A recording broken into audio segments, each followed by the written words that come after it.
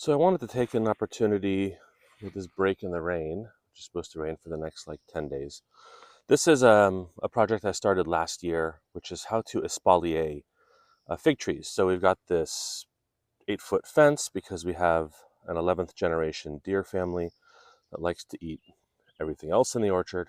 But I wanted to make it a little more attractive and even a little functional. So what I've done is put 6 fig trees. This was done about 18 months ago, and I've gradually trained them to grow along the fence line. Now, there are some, if you look along the fence line, where they are pooching out, and those will eventually get either air layered off or pruned off or left there just because they'll give more fruit. But this is a Robert's Golden Rainbow, really not supposed to give Breba, and it's not.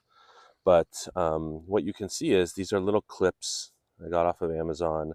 You can use garden ties, you can use tape, you can use anything you want. But these are pretty low stress and they allow for a little bit of movement.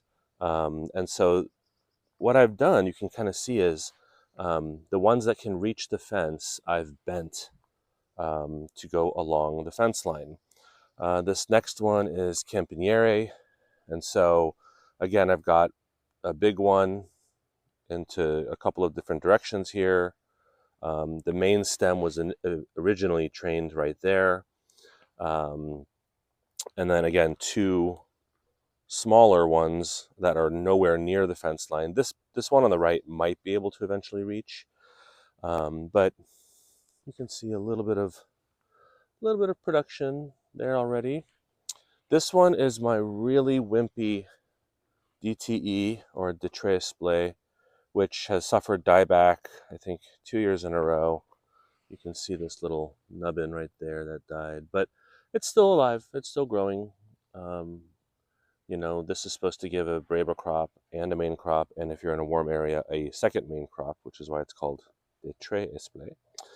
So that's how this one is done. And then we have Valley Negra here, which was just a delicious fig for me last year.